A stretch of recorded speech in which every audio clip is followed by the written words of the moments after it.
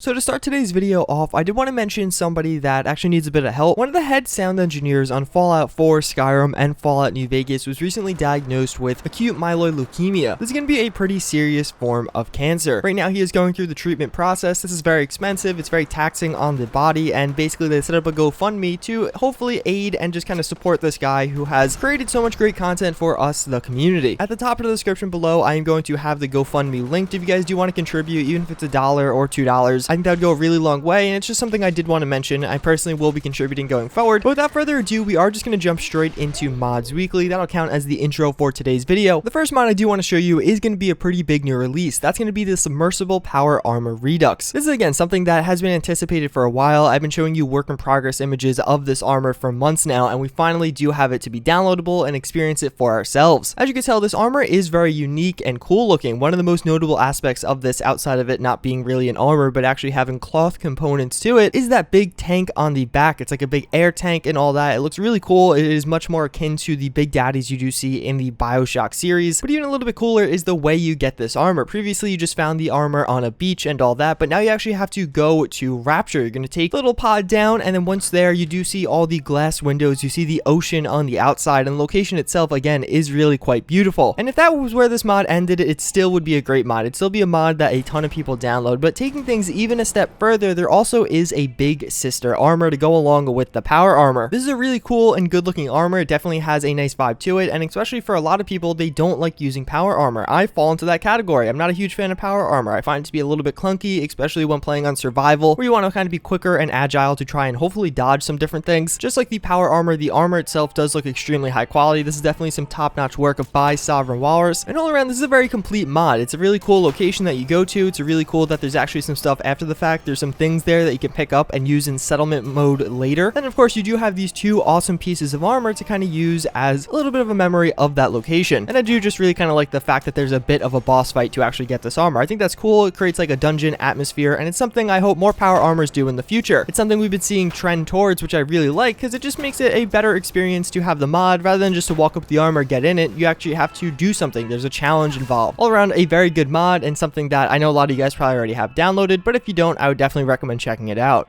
Some of your pretty interesting but simple mod. This is going to be called Commonwealth Landlord. What this is going to be is an ability to tax and actually charge rent for your settlers at your different settlements. Basically, after building a different structure, whether it be a prefab or something that you spent a lot of time custom building, maybe with some different packs that are available on the Nexus, you can place a little rental notice on there. Basically, you could sign a certain rent price to these different plots. I'm using the word plots, but really whenever you place down a rental notice, you can just kind of charge whatever rate you want, and then you will get paid that every 23 to 25 hours. In addition, there's actually a flat tax you could charge to all of your settlers and then kind of have that, but it will impact your happiness, as well as the rent prices do kind of impact that as well. There's a few other things like a tribute box and sale storage. Those are kind of the lesser parts of the mod. The big part is here, maybe you don't like using sim settlements. Maybe you just want to have some kind of income while also creating custom houses for your settlers. This is going to be a mod that allows you to do that, and I feel like it's kind of filling out a category that was otherwise left untouched. So for this one, I'm actually going to use the footage provided by the mod author. This is going to be Agony. This is a pretty big new release of the week. This is going to do a few things. First and foremost, it's going to retexture a lot of the different medical supplies in Fallout 4. They're going to have a different look, an improved look, and I think a lot of people would agree that they just look a bit better. In addition, it's going to change the way some of the different survival aspects of Fallout 4 do work. More or less, after installing this mod, there's going to be a few new ways for you to get hurt. You could have pain, blood loss, and open wounds, and there's going to be new ways to fix those problems. You have painkillers, a blood pack, as well as a surgery kit where you can kind of break your limbs back into place, all this with custom animations, but also risks associated with this. If you're losing blood or you kind of have low HP, you could use a blood pack to heal yourself, but at the same time, there is a slight chance you could go into cardiac arrest, at which point you have to take further steps to kind of prevent that and hopefully not die anyway. This is one of those mods that is better to just kind of read over and then download on your game and experience. And again, it's going to make the game a little bit more difficult, but really just add a whole new layer of depth to the survival system in the game, to injuries, to wounds, to diseases. It is a very complete mod. It is compatible with Horizon. It actually has specific patches for that mod, and if you're pretty serious about survival, I again definitely think this would be a good one to download. I'm going to be adding this to my survival playthrough, so you can check me out playing it, and maybe you'll see if you want to use it yourself.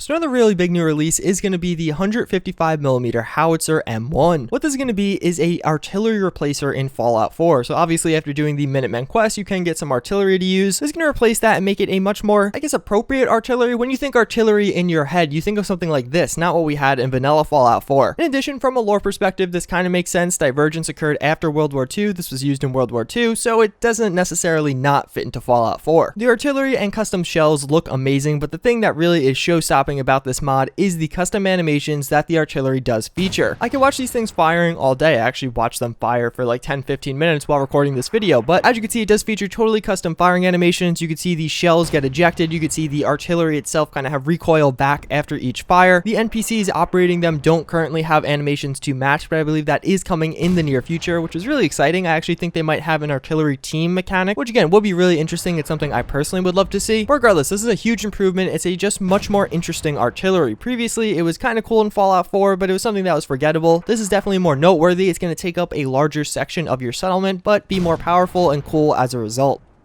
So the last mod I do want to show you is going to be Boonie Hats. This is something I showed you a few weeks ago, but it was just ported over to Xbox One, and there wasn't too many Xbox One mods, so I want to kind of include something cool for you guys to download. More or less, it's going to add in all these custom Boonie Hats. There's a ton of different camo options, flat color options, as well as some faction-specific colors. But the really cool part about this mod is it's actually integrated into the level list, so you'll find it on different gunners and raiders. All around a pretty high-quality mod, and something that I've personally been using in my game, and frankly kind of liked. I also wanted to take a moment at the end of this video to actually thank some of my Patreons. I set up my Patreon a few weeks ago, and basically a lot of people have been contributing, and I really want to appreciate that. So at the end of each episode of Mods Weekly from now on, I'm actually going to shout out these people because again, I really appreciate the support, and it really does make a big difference. We have Danny Lee, Mateo Skanu, Michael V2, Frank Stanek, Christopher Carver, Mike Smith, Rowan Dalton, and my biggest Patreon, Just Red. Again, a huge thank you to all of you for contributing. A thank you to everyone watching right now for watching and supporting the videos. But yeah, that's pretty much going to wrap it up. As always, I hope you enjoyed, and I hope to see you guys all next week for some more Mods Weekly. Bye.